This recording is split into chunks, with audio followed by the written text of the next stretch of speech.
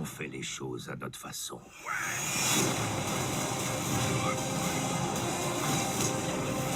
Assieds-toi ici.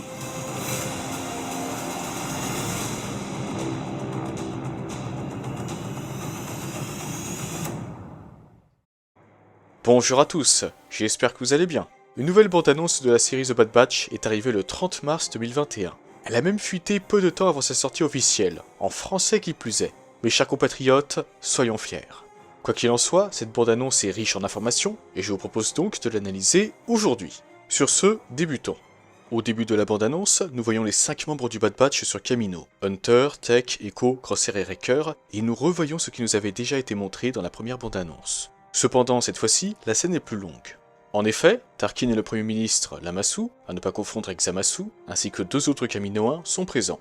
Tarkin dit « 5 clones améliorés, plus performants que toute une armée ». Puis les membres du Bad Batch affrontent des droïdes, dont un modèle que nous n'avions pas vu dans la première bande-annonce. Tarkin poursuit en parlant du Bad Batch. Ils font preuve d'un inquiétant niveau de désobéissance et de mépris des ordres. La façon dont il le dit laisse penser que cela ne lui plaît guère. Sans surprise, le Bad Batch s'est facilement débarrassé des droïdes, et Wrecker en demande même plus. Par la suite, nous sommes toujours sur Kamino, et 2 V-Wing volent à proximité de Tipoca City. En effet, puisque la série se déroule peu de temps après la proclamation de l'Empire Galactique, l'Empire utilise encore des V-Wing à cette époque, et ce sera d'ailleurs le cas jusqu'en 14 à la bataille de Yavin, quand les chasseurs Tailleux commenceront à apparaître. Hunter dit, avec notre section, y a que des coups à prendre. C'est pas grave, on fait notre travail. Bien que nous ignorons à qui il dit cela, peut-être Tarkin ou un autre personnage apparaissant plus tard dans la bande-annonce. Crosshair et Tech sont également présents lors de cette scène.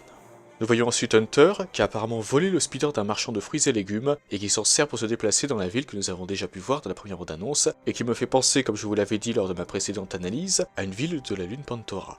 La planète enneigée apparue dans la première bande-annonce fait son retour, et nous apercevons le Bad Batch en train d'affronter les droïdes de combat. L'explosion de la première bande-annonce est également de retour, et nous constatons que les individus proches de l'explosion sont bel et bien les membres du Bad Batch. Cependant, Crosshair n'est pas présent, mais puisque c'est le tireur d'élite du groupe, il est probablement sur une colline à proximité. Wrecker, quant à lui, porte un droïde de combat B1, et on peut même constater la présence d'une marque jaune sur la tête du droïde. Par conséquent, Wrecker porte un droïde de commandement OOM lors de cette scène. Quoi qu'il en soit, la scène se déroule avant la proclamation de l'Empire Galactique, en pleine guerre des clones, donc elle aura certainement lieu dans le premier épisode de la série, qui va durer 70 minutes et sortira le 4 mai. Cette journée Star Wars sera inoubliable. Et maintenant que la fête commence, un nouveau personnage fait son apparition. Enfin, nouveau, c'est vite dit. En effet, il était apparu brièvement dans la première bande-annonce. La nouvelle bande-annonce de la série nous donne donc l'apparence complète du personnage. Son nom ne nous est pas donné dans la bande-annonce, mais si vous allez sur Disney+, et que vous mettez l'audio-description, vous l'aurez. Ce personnage se nomme Omega, comme la dernière lettre de l'alphabet grec. En se basant sur la voix française, il semble que ce soit une fille, et cela nous est confirmé par la version allemande de la bande-annonce, dans laquelle Hunter va l'appeler plus tard Kleine. En allemand, Kleine signifie petite. Il n'y a par conséquent pas de doute possible, Omega est bien une fille. Plus intéressant encore, cette fille semble vivre sur Kamino. Se pourrait-il donc qu'elle soit un clone? Le seul clone féminin? Comme je l'ai affirmé plus tôt, Omega est la dernière lettre de l'alphabet grec. Nous savons que les Purge Troopers, pas ceux de Jedi Fallen Order qui sont des humains classiques, mais ceux de l'Arc-Khmer de Feu de la série de comics Dark Vador le Seigneur Noir des Sith, faisaient partie de la dernière vague de clones à avoir été formés avant que la production de soldats clones ne soit arrêtée. Donc peut-être qu'Omega est le dernier clone à avoir été créé, et que pour une certaine raison, intentionnelle ou non, est le seul à être une fille. N'hésitez pas à me donner votre avis. Quoi qu'il en soit, elle connaît la Clone Force 99 et s'adresse à chacun. Tandis qu'elle fait cela, nous voyons plusieurs scènes dont une dans laquelle Hunter et Tech tirent sur des soldats clones et tentent de s'échapper, et une autre scène de laquelle Wrecker appuie sur un détonateur et fait exploser un des moteurs de l'épave d'un Venator, tandis que le clone en armure sombre apparu dans la première bande-annonce cherche à y échapper. Nous revoyons ensuite rapidement Hunter, Wrecker et Echo sur la planète enneigée vue précédemment, et Crosshair en train de se débarrasser d'un droïde sur Kamino. 4 membres du Bad Batch apparaissent de nouveau sur la planète enneigée. Par la suite, nous sommes de nouveau sur Kamino et nous voyons de nombreux soldats clones en rang. Une navette de classe nue se pose et plusieurs personnages en sortent. Tarkin, accompagné par 4 soldats clones de la garde de Coruscant.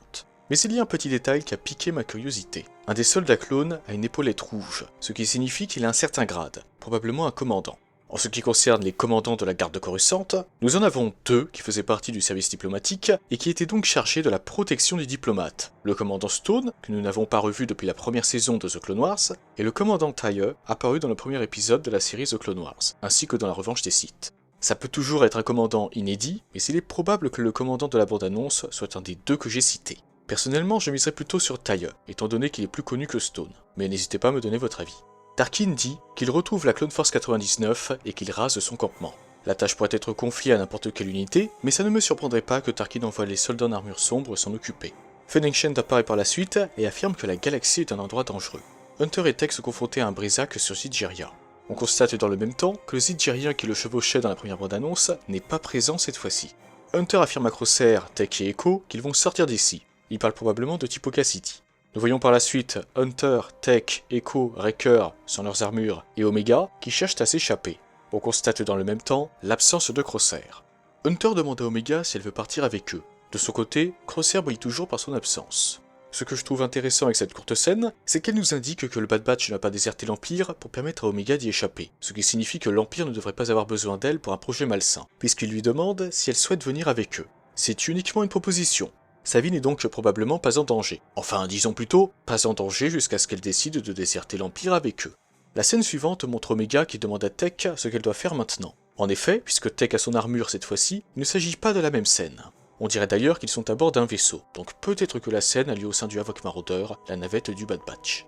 En parlant du Havoc Marauder, celui-ci est pourchassé dans l'espace par des vaisseaux plus petits, et Hunter cherche à les abattre. À présent, le roi fait son entrée. Rex dans son armure phase 2 monte sur les restes d'un vaisseau avec Hunter, Echo, Wrecker et Omega. La planète sur laquelle il se trouve est recouverte d'épaves, et nous pouvons d'ailleurs voir celle d'un destroyer de classe Venator. Sa présence dans la série est par conséquent confirmée. C'est donc bien sa main que nous avons pu voir dans la première bande-annonce.